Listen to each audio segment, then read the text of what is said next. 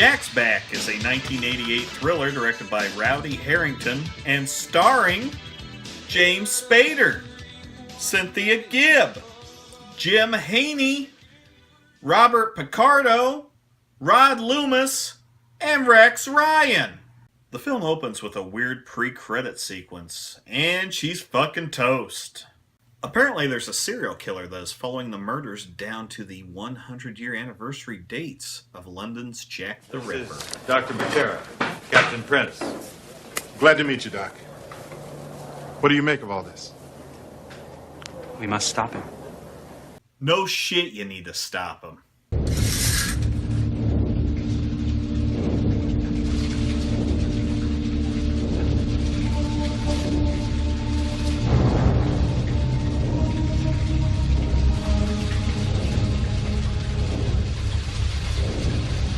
Hey, we got a title alert. Slugabug Orange and Primer. I guess this movie is set in Detroit because this dude will be touting the virtues of Omni consumer products in the not-too-distant future. Let's see what we have here. What's your name? Martha. Martha? Mary or Martha? 5. What are their names? Martin, Robert, Alexis, Janie, and Ricky. Ricky, huh?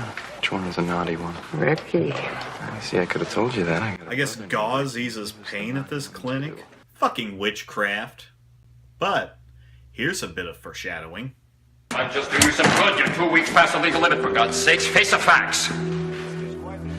You stay off the streets, you understand. You tell that to my pimp. Yep, she's gonna die. Was that Steve Bannon?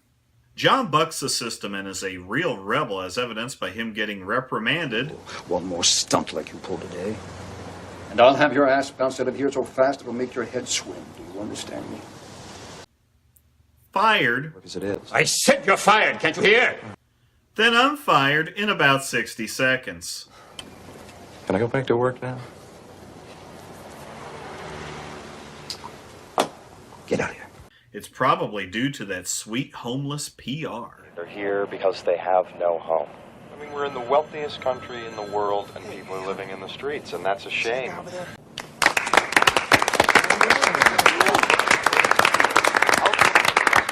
Looks like someone turned the clinic applause sign on again. It turns out that there's a creepy coworker at the clinic whose name happens to be Jack. This will either be a very convenient script, or he won't be the killer. But hey, he drives Uncle Jesse's truck from the Dukes of Hazzard. The pregnant whore from the clinic happens to be John's prom date. He stops by to have a few drinks before she puts her kids to bed, and whoops, she's fucking dead, with Jack walking in. The chase is on as they arrive at the clinic, and Jack chokes John to death.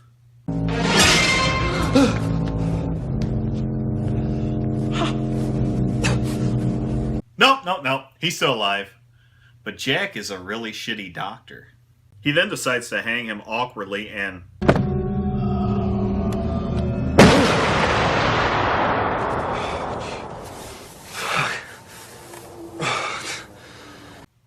Wait. It was all a dream?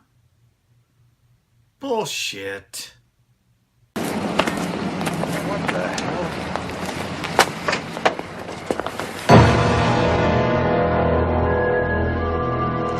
Wait. Twin brother?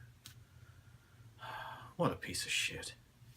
So Rick, John's twin brother, dreamt that his brother was being hanged by Jack. He gets interrogated for some reason, and the cops have the cowboy hypnotize him. Richard, can you hear my voice? Can you hear me, Richard? Can you hear my voice?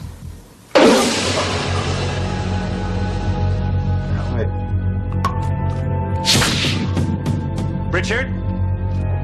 Richard? Do people even hypnotize other people anymore? I mean, it was a really worn cliche back in the 1980s, and I'll tell you one thing, I know this movie's putting me under. We have an eyewitness, for Christ's sakes, Gabe. That's positive ID. He was covered with her blood. All 5 victims were treated at the clinic where he worked within days of their murder. And the son of a bitch committed suicide.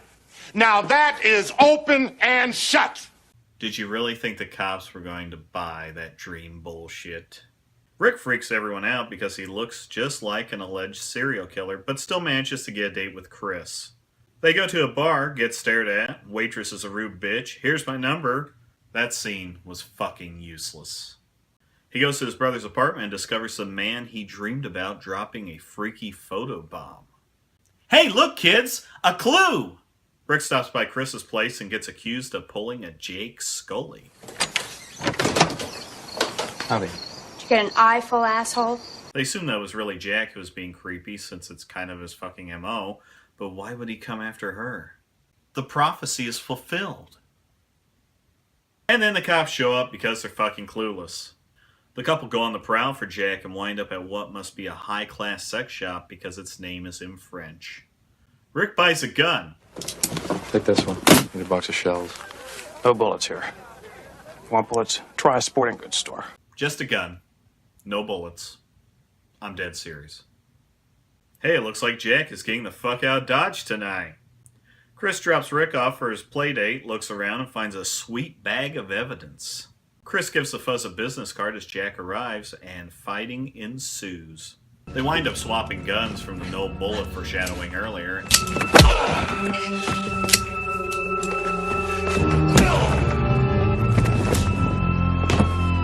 And the end. We get the smoking fat aerobics guy, and Rick goes on with his life. Yeah, you could use these for aerobics, sure. No, because there's more. Troubled, he approaches the cowboy to hypnotize him, and we're led to believe that the doc may be the killer. Not that doctor, though.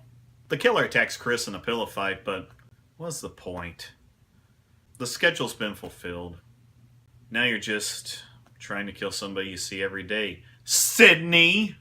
Rick saves the day, and that is finally the end. Wow.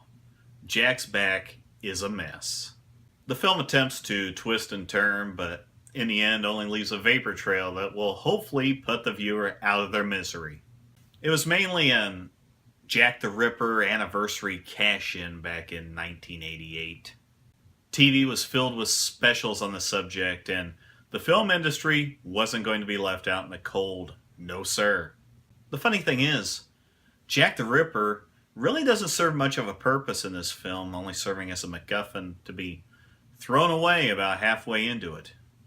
The problem is a MacGuffin usually has a strong plot to support it. This film tends to be a typical generic serial killer thriller that they pasted some Jack the Ripper stuff to just to make it a little more trendy. The subject is really forgotten after the pregnant woman is murdered. But at least they worked into the title.